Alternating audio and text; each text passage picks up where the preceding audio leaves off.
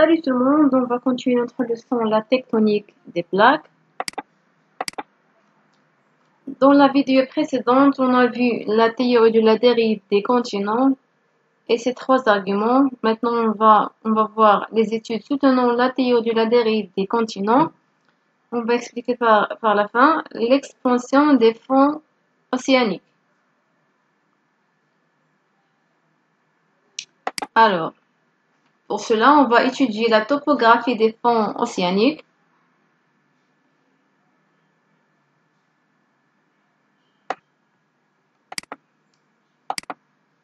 Alors, de quoi il est constitué le fond de l'océan?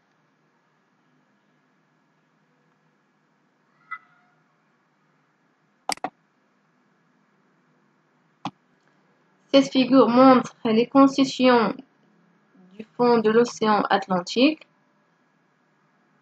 Alors, les fonds, ou bien le fond océanique, sont constitués par des reliefs. On trouve du continent vers l'océan. On distingue donc le plateau continental, le talus continental, la plaine abyssale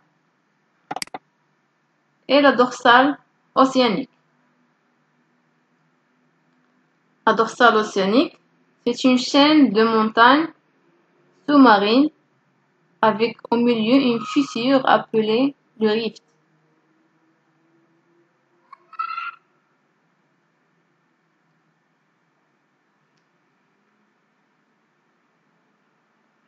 Alors on remarque qu'il y a une ressemblance des reliefs particuliers de part et d'autre de la dorsale océanique. Donc cette dorsale océanique est considérée comme un axe de symétrie. لدينا هذه الوثيقة تمثل مظهر جانبي توبوغرافي لقاع المحيط الأطلسي. إذا ماذا يتكون قاع المحيط الأطلسي؟ إذا يتكون قاع المحيط الأطلسي من هضبة قارية هي البلاطو كونتيننتال. لدينا حافة قارية هي لو تالي كونتيننتال. لدينا سهل لوجي هو لا بلين أبيسال.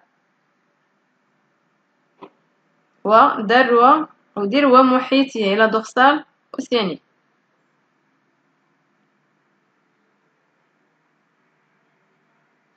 إذا كنلاحظوا بأن طوبوغرافية قاع المحيط الأطلسي متماثلة من جهتي الذروة المحيطية.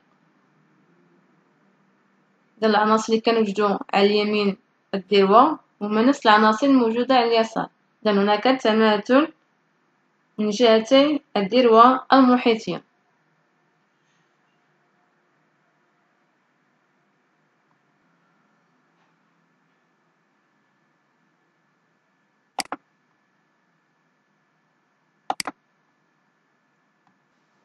Maintenant, on va voir l'âge de la croûte océanique de l'océan Atlantique.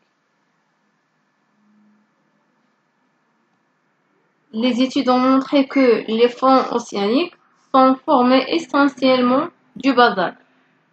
C'est une roche volcanique de couleur sombre.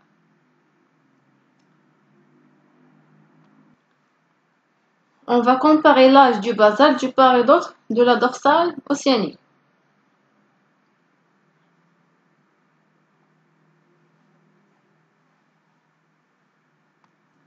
On remarque que l'âge du basalte augmente plus on s'éloigne de la dorsale océanique vers le continent.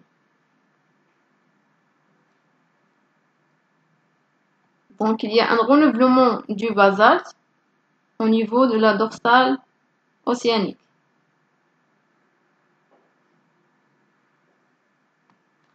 تبين هذه الوثيقة أعمار القشرة المحيطية المكونة للمحيط الأطلسي.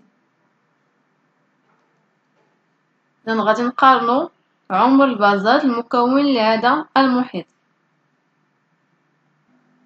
يتكون المحيط أو القشرة المحيطية من صخرة تسمى بالبازالت، وهي صخرة بركانية. نلاحظ بأن أحدث طبقات البازالت هي موجودة هنا باللون الغامق. أحدث طبقات توجد على مستوى الذروة المحيطية. نلاحظ أن كلما ابتعدنا عن الذروة المحيطية في اتجاه القارة، نلاحظ بأن عمر البازالت يزداد. إذن أقدم طبقات البازالت توجد بعيدا على الذروة، إذن بالقرب من القارة، وأحدث طبقات البازالت توجد على مستوى الذروة المحيطية. إذن هناك تجديد أو تجدد للصخور البازالتية على مستوى الذروة. Maintenant, on va expliquer la formation et l'expansion du fond de l'océan Atlantique.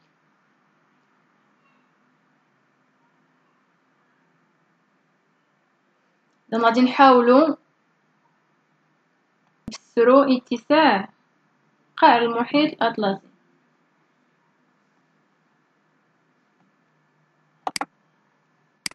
Pour cela, j'ai fait ce dessin-là. Donc, on a le continent d'Afrique et de la mer du Sud. Et d'après la théorie de la dérive des continents, ces deux continents constituent dans le passé un seul continent.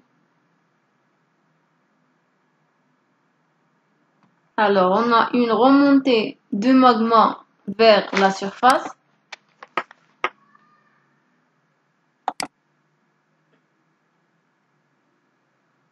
Le refroidissement de ce magma en surface va conduire à la formation de la roche, une roche volcanique qui est le basalte. Donc, on va l'appeler le basalte numéro 1.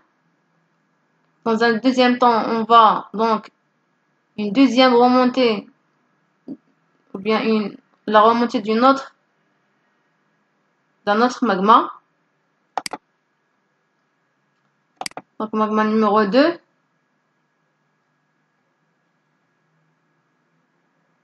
Alors, le nouveau basalte pousse l'ancien basalte.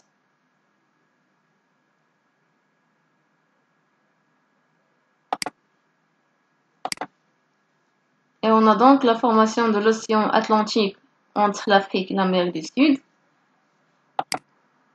Le basalte numéro 3 pousse le basalte numéro 2, et ainsi de suite.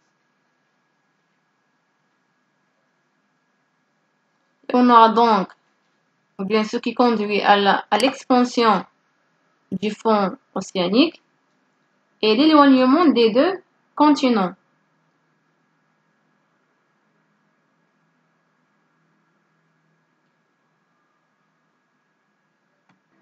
إذن حسب ألفريد فيغنر، القارة الإفريقية وقارة أمريكا الجنوبية كانت في الماضي تكون كتلة واحدة. إذن ما كانش عندنا هنايا محيط الأطلسي.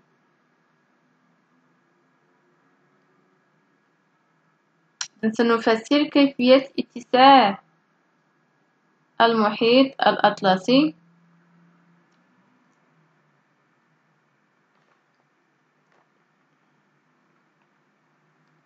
إذن لدينا هناك صعود تدفقات بازالتية.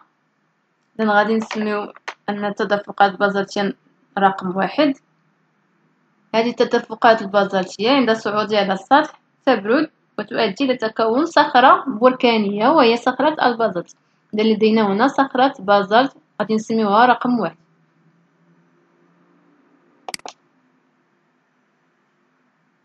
لدينا هنا تدفقات أخرى ستؤدي أو ستصعد إلى الأعلى فتعطي بازالت رقم 2. إذا ستجد البازالت رقم 1 تدفعه. إذا غادي تدفع البازالت رقم 1 وغادي تكون لنا المحيط الأطلسي.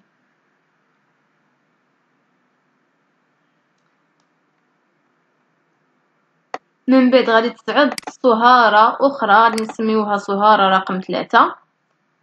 هاد الصهارة فاش كتطلع لا سيرفاس أي كتصعد الأعلى غادي تبرد وغادي تعطينا صخرة بركانية اللي هي بازالت غادي نسميوها رقم 3.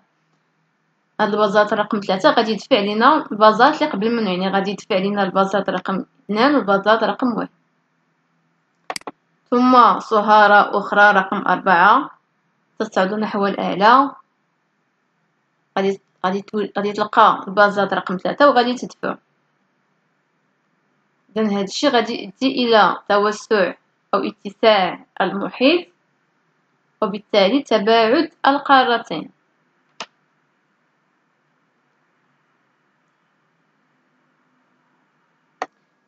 إذن هادشي علاش كنوجدو أحدث طبقات البازلت كتكون على مستوى الدروة المحيطية، وبالقرب من القارات نجد أقدم طبقات البازلت.